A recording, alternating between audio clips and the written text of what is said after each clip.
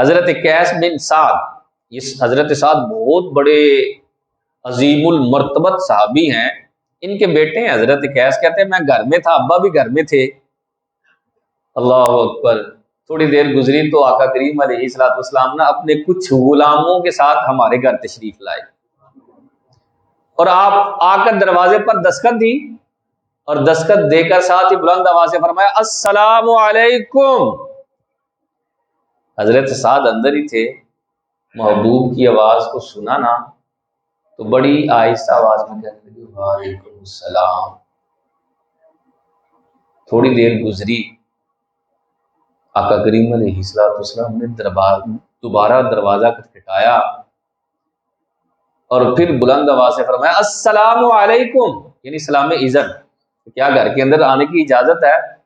حضرت سعد نے پھر آہستہ آواز میں کہنے لگے وعلیکم السلام۔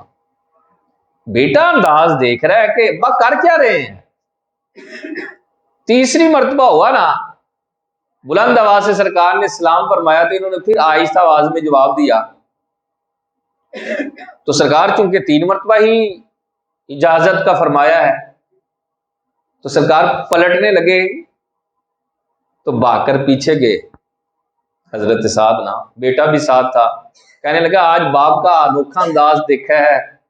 کہ آواز کا یعنی سرکار کے سلام کا جواب بھی بڑی آہستہ آواز میں، پھر سرکار جانے لگے تو بھاگ کر پیچھے چلے گئے ہیں۔ بھاگے پیچھے گئے، عرض کیا رسول اللہ آپ کا سلام سن رہا تھا، آہستہ آواز میں جواب دے رہا تھا، بلند آواز سے اس لیے نہیں جواب دے رہا تھا کہ پہلی مرتبہ جواب دے دیتا، دوسری مرتبہ سلام کرنا نہیں تھا آپ نے، دل چاہ رہا تھا آپ مجھ پر سلامتی بھیجتے جائیں اور میں سلامتی حاصل کرتا جاؤں۔ وہ تو اللہ کے رسول تھے، تاکہ وہ سلامتی بھیجتے جائیں، کیونکہ السلام علیکم کا مطلب ہوتا ہے اللہ اس پر سلامتی نازل فرما دے، اس کے مال جان کو جو ہے وہ محفوظ فرما دے۔ تو یہ انداز کہ سب سے پہلے اجازت لینی چاہیے، اجازت لینے کا انداز محبوب نے بتایا، سمجھایا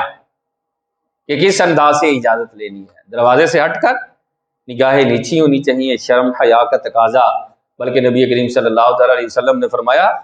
کہ جو دوسرے کے گھر جائے، اور عموماً ہوتا ہے نا دروازہ کھٹکھٹا کے کچھ لوگ سائڈ سے دیکھنا شروع کر دیتے ہیں، پتہ نہیں کوئی اندر ہے کہ نہیں ہے، فرمایا اگر اس طرح کوئی تانک جھانک کر رہا ہے اور صاحب خانہ نے کوئی چیز ماری اور اس کی آنکھ ختم ہو گئی تو فرمایا لیس علیکم جناح، تم پر کوئی گناہ نہیں ہے، کیونکہ یہ کاری برا کام رہا تھا، اسے تانک جھانک کی اجازت ہی نہیں دی اسلام نے، بلکہ اسی طرح اسے اجازت طلب کرنی چاہیے تھی جس طرح قرآن اور حدیث میں بیان